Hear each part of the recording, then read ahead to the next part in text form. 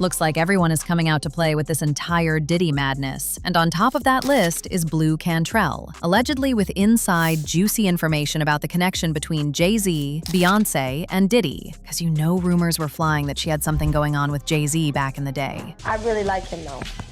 And I don't care who he's dating. I always had a crush on him though. If he came in right now and we were all not here. What? I'm just saying, you're in New York. Yeah, okay, and what If you ran into him and everything was right, would you make that play? I wouldn't turn it down. Let's just put it that way.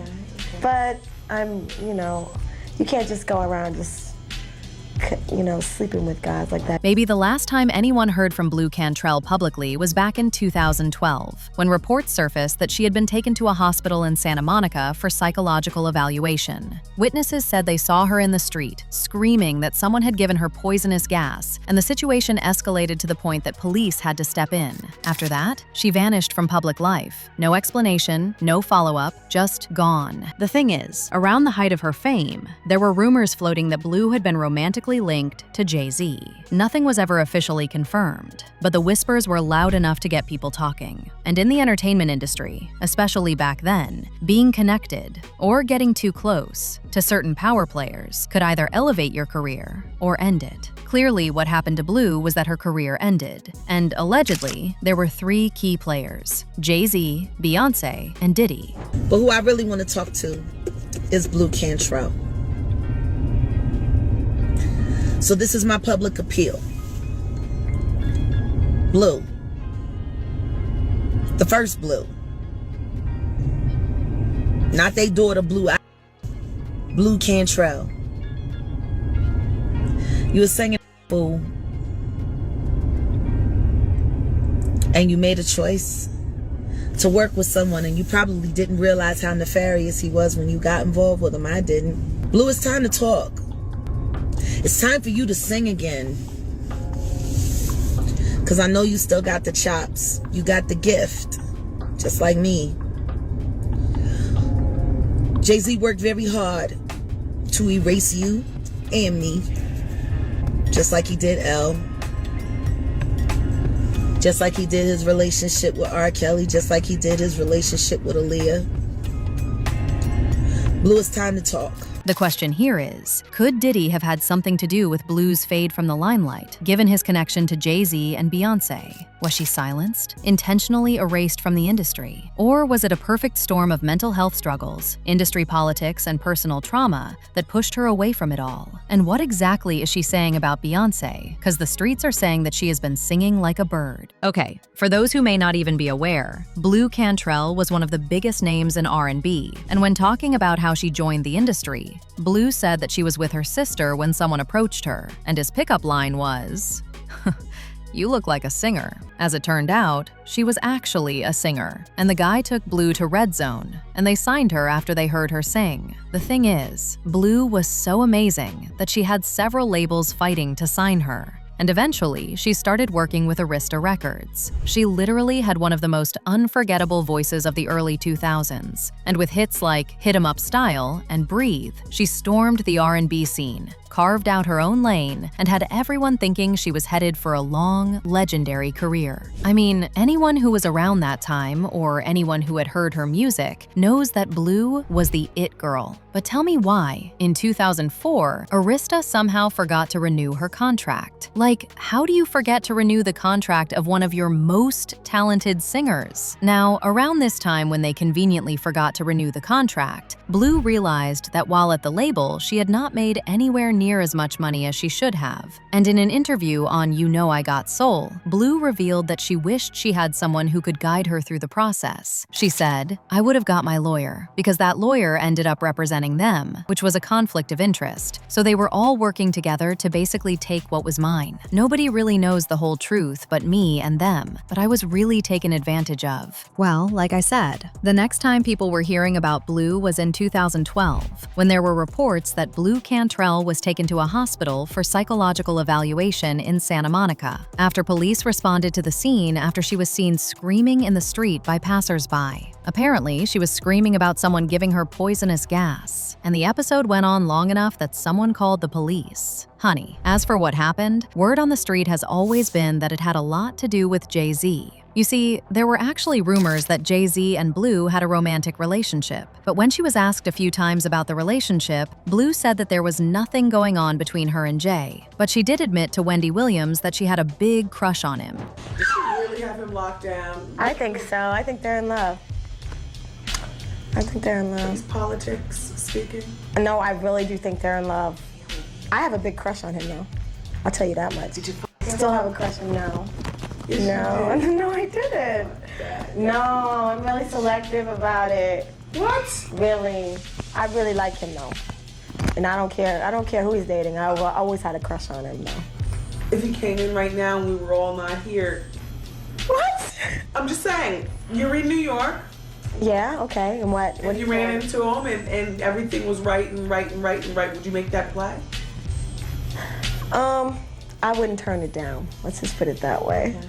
But you can't just go around just, sleeping with guys like that. Regardless, there have always been speculations about how Jay really felt about Blu, with people going as far as saying that allegedly, Jay-Z was so in love with Blu that he convinced Beyonce to name their first child Blue. In addition, it has also been said that it's because of Blu Cantrell that his favorite color has always been blue. The other thing is that Blu and Beyonce's solo careers were on the rise at the same time, so naturally there was a bit of competition between the two. And people have always said that the way it works with the Carters, anyone who was competition to Beyonce when she started her solo career had to be sabotaged for Beyonce to enjoy most of the limelight. Speaking of which, there was actually a time when Blu noted how the music video for Beyonce and Jay-Z's song Bonnie and Clyde looked a lot like the promo for her song Round Up, which came out first. There's also how Blu did a song with Sean Paul that was a massive hit, then shortly after Beyonce did Baby Boy with him. In addition, people have also said that Beyonce herself alluded to the bad blood she had with Blu when she whispered in the song Signs, "I was in love with a Sagittarius. I've been hurt by a Pisces." Guess what? Jay-Z is a Sagittarius and Blu is a Pisces. Basically, the story has always been that Blu made Beyonce super jealous and she had to make sure Blu was out of the picture. But now people are saying that to do that, she had to consult the services of the one person who allegedly made such things happen, Diddy. Of course, y'all have already been saying for the longest time that there's no way Beyonce and Jay-Z could be close friends with Diddy for 2 decades, be business partners, attend his parties, know his family, have countless business ties, vacation together multiple times, know all his kids, and not be complicit or at least aware of the illegal extracurricular activities Diddy is being charged with. In fact, there have been reports that Cassie actually implicated Jay-Z and Beyonce in her initial lawsuit. The thing is, Cassie's lawsuit was allegedly initially 60 pages, but it was narrowed down to 35 pages, and in these pages that were removed, Cassie allegedly also talked a lot about Beyonce and Jay-Z. It was actually said that Jay-Z and Beyonce were implicated in the lawsuit for witnessing Diddy strike Cassie and push her down at one of Diddy's parties. However, I know I've also heard the craziest of things about the hidden relationship between Beyonce and Diddy, and while a lot of people may assume that Jay-Z was the one doing things with Diddy, allegedly, Beyonce was the one calling the shots. In fact, if you ask someone like 50 Cent, he will tell you that Beyonce is actually the one in charge, and Jay-Z is only who he is because he signed a contract that makes sure Beyonce participates in all the Hollywood businesses. Look at even Jay-Z's career. You can look at that and say the association to Beyonce is when he started to receive the 16, 17 Grammys since he's been with Beyonce. Right? And you go, prior to that, 1. Right. You see what I'm saying? So that came in association, like you see that their kids even have Grammys. Like they don't sing yet. They don't sing. Right. They don't rap yet. And they already have Grammys. So it's like they give them this trophy so we secure that they're coming to the award show. It meant that much to the culture that they just gave them the things that would. Later, to me, I didn't care about trophies. I said, I'll get the checks. Right.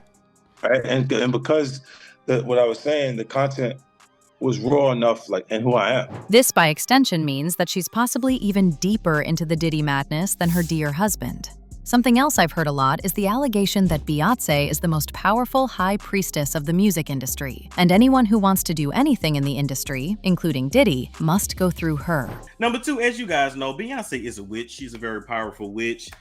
She's heavy into African spirituality. She is a daughter of, I believe, either a daughter of Oshun or Yemaya. I go back and forth. I feel like it's Oshun though, but if I got it wrong, I got it wrong. But nonetheless, she's a high-ranking witch. As far as the ritual allegations go, there was this girl by the name Kimberly Thompson who actually filed a restraining order against Beyonce, saying that Bey was utilizing spells to tap her phone and control her finances, all to keep her under surveillance. And these actions were reportedly part of a harassment campaign orchestrated by Beyonce against her. Kimberly also blamed Bey for the loss of many jobs, theft of homes, the death of her pet kitten, and her numerous broken relationships, among other things. I think She went and killed the girl cats.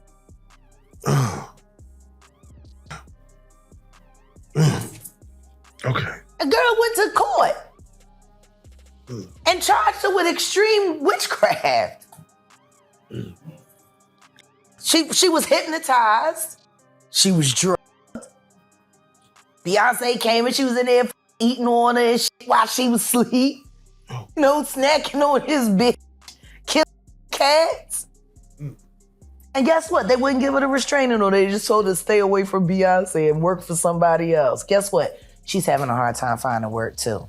Also, remember that lawsuit that Shanaz Mangrove filed against the Dream? In her lawsuit, Shanaz said that days after she started working with Dream began to pressure her into sleeping with him, telling her it was part of the process. In fact, she even described an instance at a house with a studio where they were working, and Shanaz said Dream locked her in a dark room and would only stop aggressively hooking up with her once she said that she loved him. Now, there are vile allegations in the lawsuit, kind of like the ones we saw with Diddy, with Shanaz claiming that Dream placed her in an Atlanta hotel, had his security staff monitor her movements, and berated her unless she regularly checked in with him.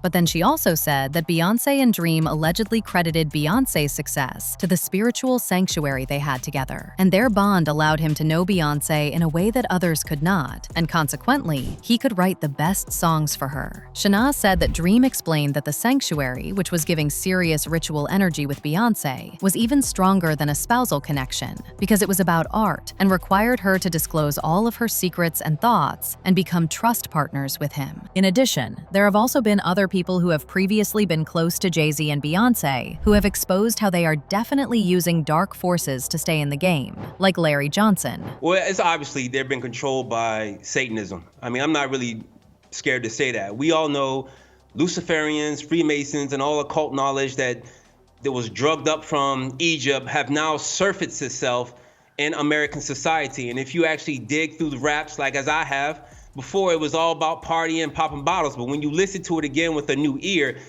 obviously they're not serving the same most high God that I am. And that's what makes us enemies, that I stand for a completely different doctrine, a completely different nation, and a completely different truth than he does. I don't have any materialism attached to my spirit or soul anymore. I don't have fornication attached to my spirit anymore. I mean, I just got engaged July, so my life is completely different from how I was with women in the early 2000s. And I think that is the difference in itself of being involved with Rockaware has made me see something completely different, and knowing who his allegiance is with is not the Most High God. And we all know, Satan.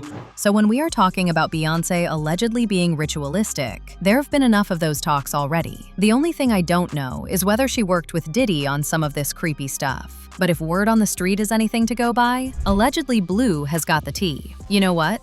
I'ma just keep my ears on the ground for whatever she has to say. But what do you think she knows? Was her exit from the industry planned by Beyonce? Was Diddy involved? Let me know what you think in the comments section below.